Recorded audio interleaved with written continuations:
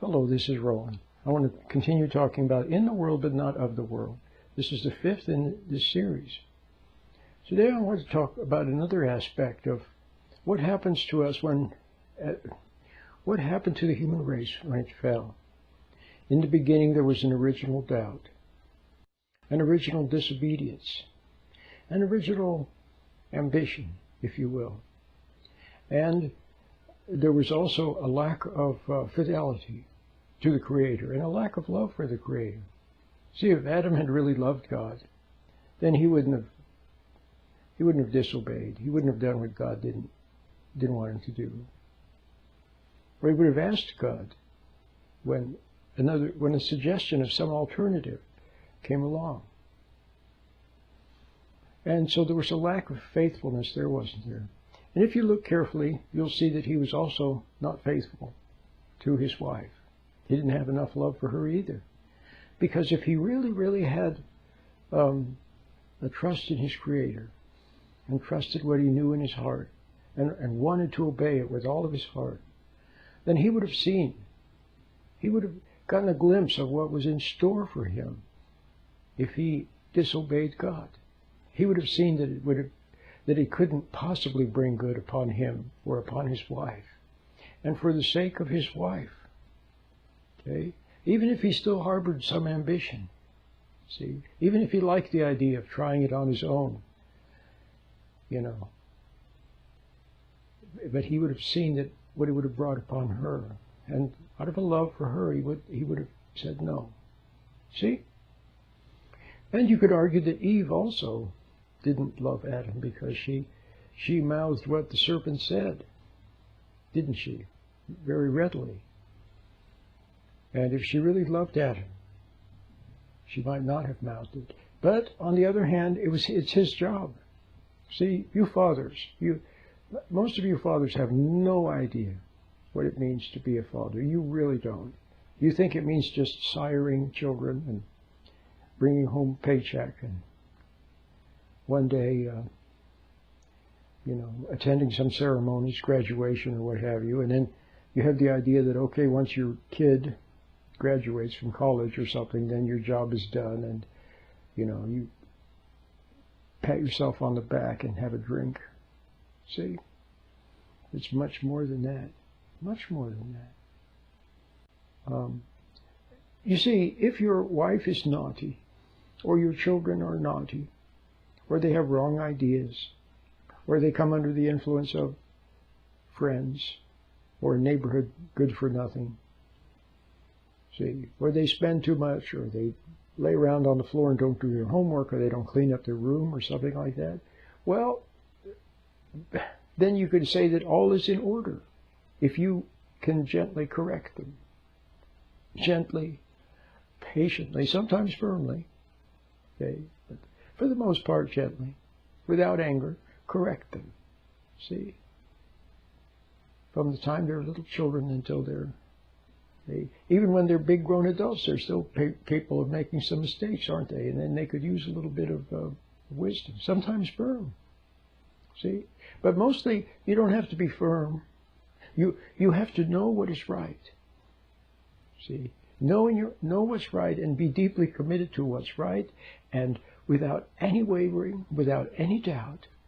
And that in itself is often enough. A lot of times all people need is watching. That's all. They just need watching. They know you're there, and they know that you stand for what's right.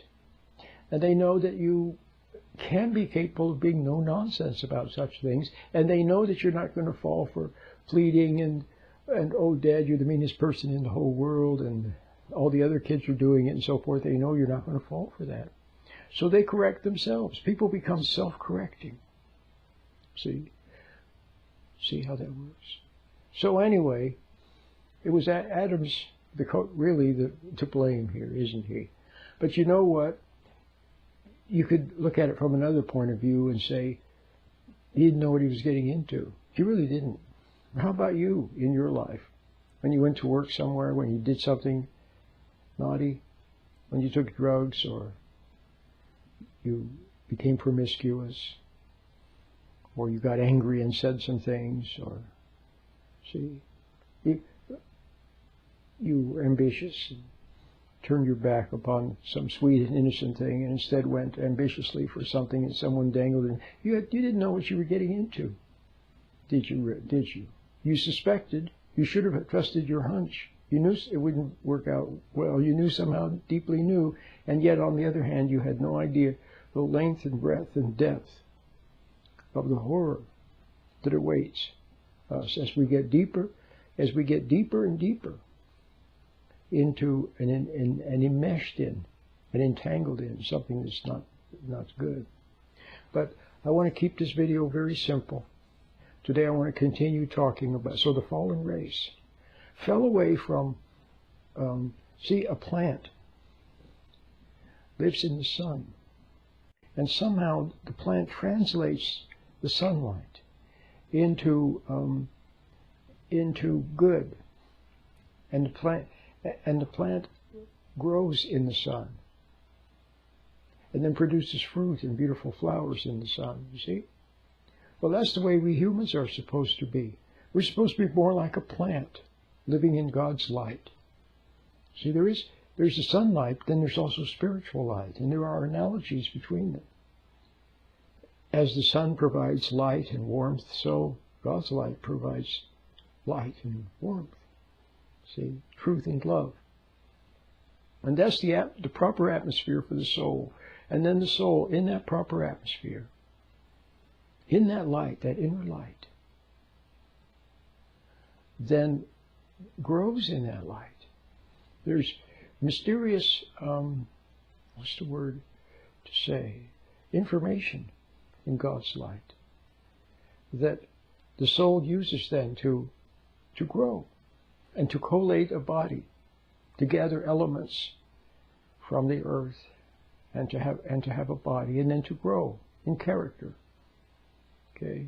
And then all the experiences that the soul encounters only strengthen it in its bond and fidelity to God, and it grows in wisdom and stature and grace and understanding to become a noble soul, a great soul. See? And a great, if you want to use that term, human being, I mean just a regular human being, but nevertheless a human being with some honor, some principle, some virtue, some understanding. But when the human race defected from from God's authority and from that sort of life, then the human race fell to the animal life, to have to compensate. Then the soul has to compensate from the outside what it lost from the inside. So everything then becomes a compensation. Okay? Now if you look at egos, how egos grow, you see that egos take their identity from, well, we're born with an identity in the lineage of Adam and Eve, all the way down to our parents. Okay? So from our parents and grandparents and all the way back to Adam and Eve, we have that lineage. Okay? And so we're ego animals of the earth. And we're first of the earth and later of the spirit. So that's the way we're born. And like I said in my previous videos, it's not to be condemned or condoned. It's to be understood. To be understood. Our lowly self. See, that's why we're a bit embarrassed about some of our animal habits and lusts and needs and so forth. Because, well, they're animal. Okay? But that's the way we're born. But some of us have another destiny. We're born just like everyone else, little ego animals. But we yearn for something different. See, not all people, only some. How many? I can't tell you, but some.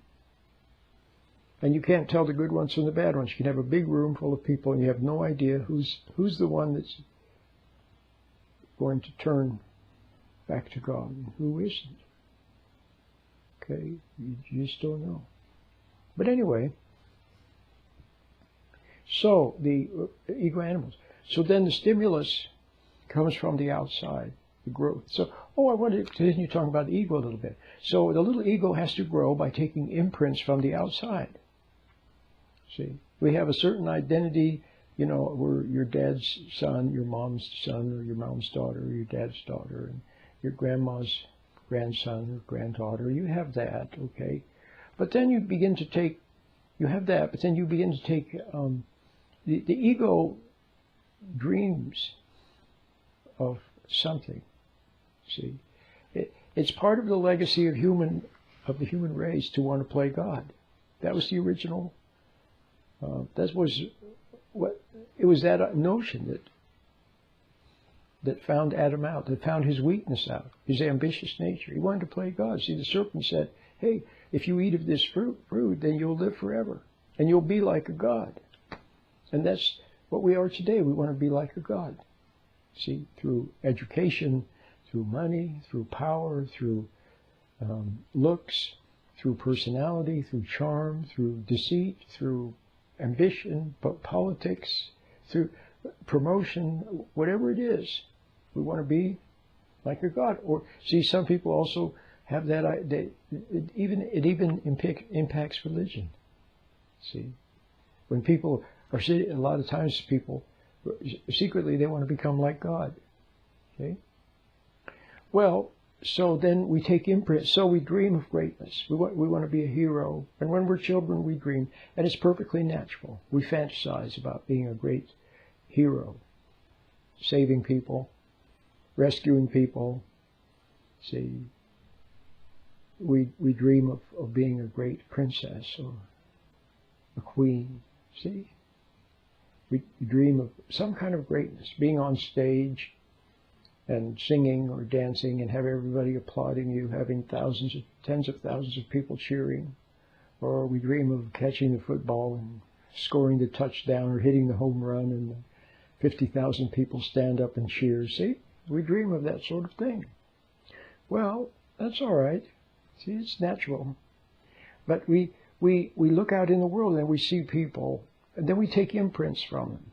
We see someone that's handsome and popular, or we see someone that's a star, or someone who's real smart, or someone who's very clever, or something. So whether it's a teacher, or a neighbor, or an older kid, or someone we see on television or in a movie, or a gang leader, whatever it is, we take the imprint from them. Okay, but can you see how you take these imprints in, always trying to be someone else? See, and then later in life, as we become guilty, see, for our errors, guilty for our resentments. See, then we become resentful when playing God, we don't get our will done. When somebody doesn't worship us or admire us, when instead they diss us or disrespect us, and we hate them, we resent them. See, so we resent other people, and we judge other people. See, God is a king and a judge. So if you want to be a king and have worship and praise, or a queen and be worshipped and admired and respected and so on, and then when someone does something wrong, then you become a judge. You judge them and condemn them in your mind. Okay, well, for these naughty games and for our resentments, we become very guilty. Not to mention things that we've done. See, and we're also guilty for being faithless. See, and especially for not upholding principle, and for not doing what we know in our right is heart, for doing what's expedient, or going along to get along, to be a people pleaser, to conform to the group for their approval. See, we're guilty for all of that. And the guiltier you become, plus then the elements of identity that you acquire, where you imitate people and want to be like them, or through interacting with them, you actually begin to take in their identity. So you hate your mom and you start to become like your mom, that sort of thing. Well, then we become very guilty for that, and then we want to escape from guilt. And escape from what we have become through our resentfulness and ambition, and so on, cutting corners and doing wrong things. What we've become, we want to escape from it. So we escape into fantasy, we escape into drugs or alcohol or music or texting or work or somewhere. We just escape. But we also try to escape into another identity. We want to get rid of the identity we have and find refuge, merge with some other identity. And so along comes someone who accepts you just as you are, whether it's a phony preacher or whether it's a Jim Jones or whether it's a Hitler. who accepts your animal, see, or some naughty person who acknowledges your animal, lusty beast self and caters to it or reassures it, you see? And we escape into their love. We merge with them. We merge with their identity. Some leader who exhorts us to be our base animal self and to look to them for our authority. So that explains when you look around the world, you see a Kim Jong-il or Hitler or some smiling liar, some very clever smiling liar, and you see people throwing themselves at his feet. Why? Or some star, some rock star or entertainment star. You see people worshiping them and admiring them. See? Because we want to become like them and we want their identity. We want to hide, like the song says, the soul wants to, Christian song, let me hide myself in thee. Yes, but the ego, until it's ready to repent and admit some things about itself and be sorry for its resentments and all the wrong, and see its growth in the animal, fallen, compensatory way, not resenting it, but just seeing it for what it is, a fall. Until the ego is willing to see that, then it wants to hide itself in something. See? And so the more guilty you are, the more you are, the lower and lower a person you need to hide it. So that's the basis, you see, of this identity problem that we have. We take in others' identity. You don't have your own. You do not have your own true identity. See, our real identity should come from God through Christ. See, not to be God, to know that God is God and know that you're not God and become humble, and then humbly, see, then in God's light, you then become what He had in mind for you. You grow to be the noble person, see, that He had in mind.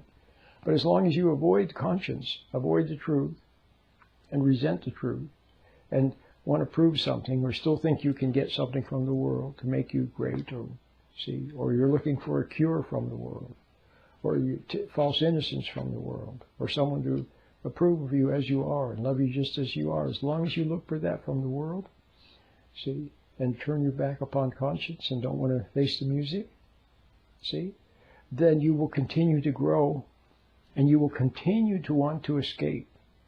And that's the basis of hypnosis, see, of losing ourselves in things, in concentration, in study, in focusing, in work, in television, in distractions, in problems. See, we lose ourselves in it. And then we take in this other identity. Okay?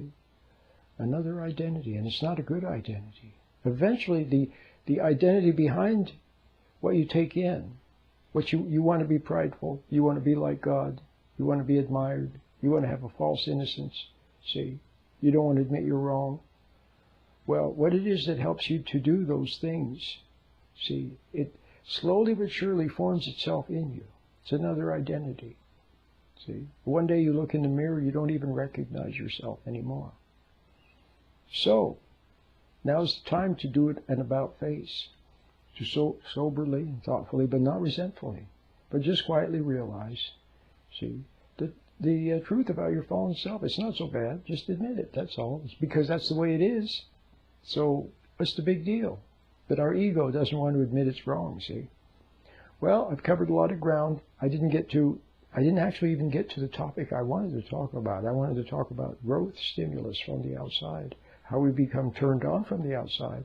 But when we fall to that level, then we become reactive to everything. And our body also becomes reactive, see, and very sensitive to growth stimulus from the outside.